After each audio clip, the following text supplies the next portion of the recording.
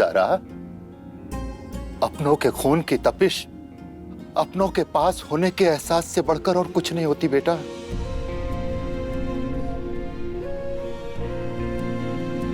ज़ारा,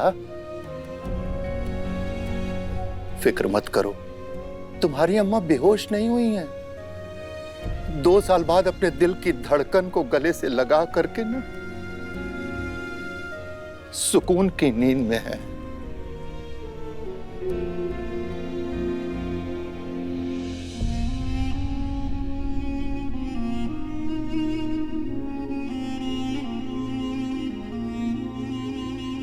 वैसे एक बात कहें, हमें नहीं पता इन 2 सालों में तुम कहाँ थी, किन हालात में थी, कैसे थी, लेकिन एक चीज हम जरूर जानते हैं, तुम्हारा रोने का अंदाज।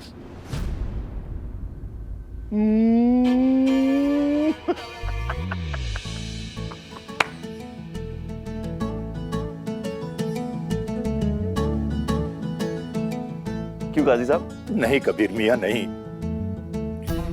माफ कीजिएगा, यहां आप मात खा गए। हमारी बेटी ज़ारा के रोने का अंदाज ये नहीं है।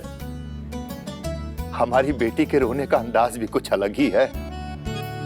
बचपन से जब भी ये किसी को परेशान देखती थी ना, तो हमेशा अब्बा, अब्बा।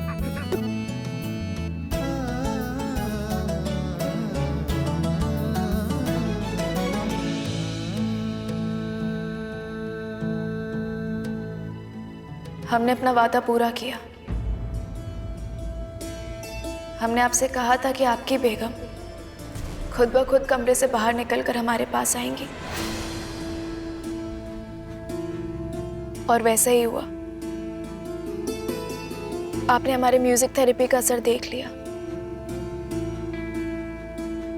और हम एक बार और दोहराएंगे, हम ज़ारा नहीं नरगिस हैं।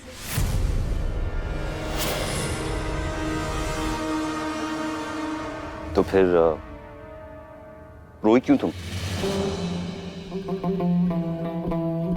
टूट टूट के ऐसे रोई क्यों तुम? खुद को कंट्रोल नहीं कर पाई ना अपनी अम्मा के सामने, इसलिए तुम रोई।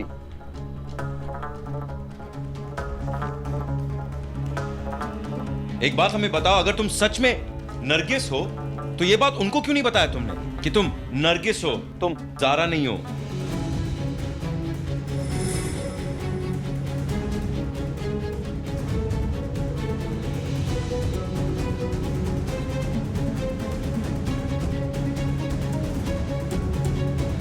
हम नरगिस हैं, बेदर्द नहीं है कि किसी के खुशी के आंसू देखकर उससे वो खुशी छीन लें।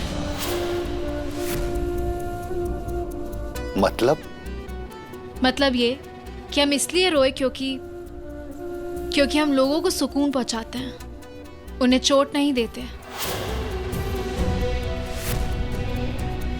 और जिस शक्ल को देखकर उनके चेहरे पर एक पल की खुशी आई, हौसला आया, वही शक्ल इन्हें चोट भी पहुंचा सकती थी।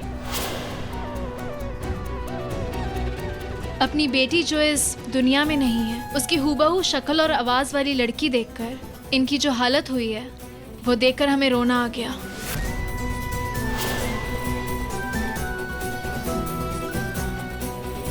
इस दुनिया में सिर्फ 2 ही जज्बात हैं, एक मुस्कुराहट और एक आंसू, जो गैरों को भी अपना बना लेते हैं। लेकिन इस बात का ये कतई मतलब नहीं है कि हम वही ज़ारा हैं।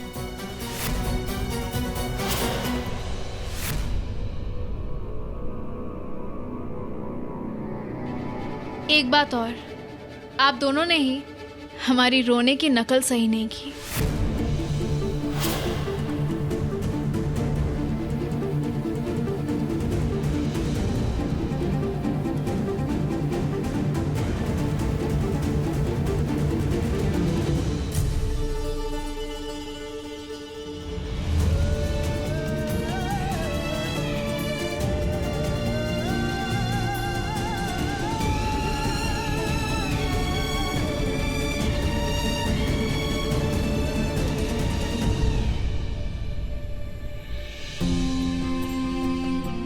या अल्लाह, या रब्बुल आलमीन, जिंदगी में कई बार हार जीत से कहीं बढ़कर होती है। आज हमारी नरगिस को हराकर उसके घर वालों का दिल जीत लेने दे। आज उसकी हिम्मत को तोड़कर उसके टूटे हुए रिश्तों को जोड़ दे मेरे खुदा।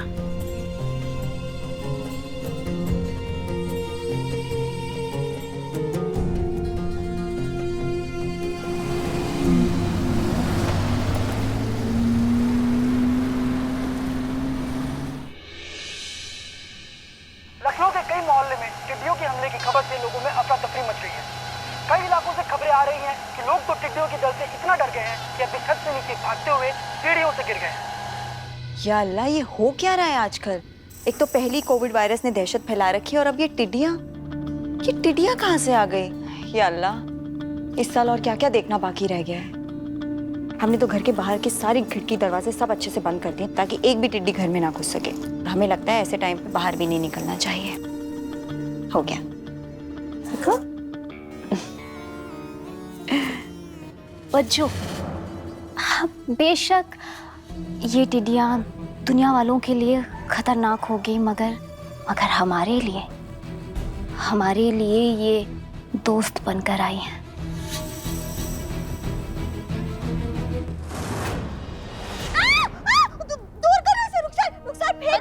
अरे क्या कर रही है? अरे बच्चों, ये नकली है।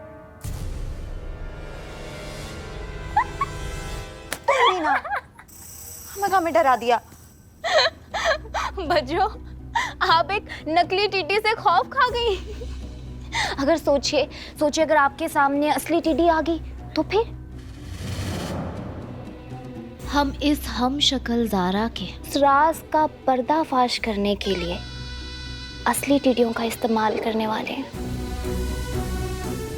हम समझे नहीं रुखसर। बस आप देखते जाइए बच्चों, देखते जाइए। अब हमारा ऑपरेशन पर्दाफाश शुरू होने वाला है।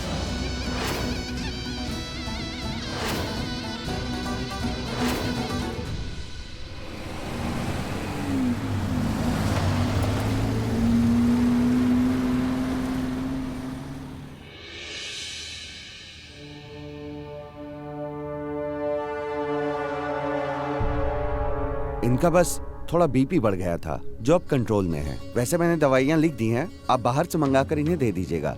जी शुक्रिया।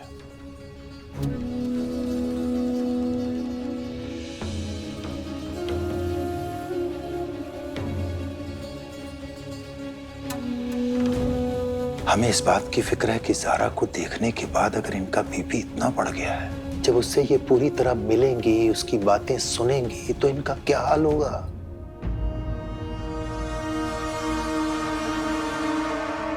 वैसे एक बात कहें कबीर मियां, ज़ारा की आंखों में आंसू देखने के बाद इतना तो हम भी समझ गए हैं कि उसके दिल में भी बेचैनी है, मगर वो अपने माँ बाप से दूर जाने की कोशिश कर रही है।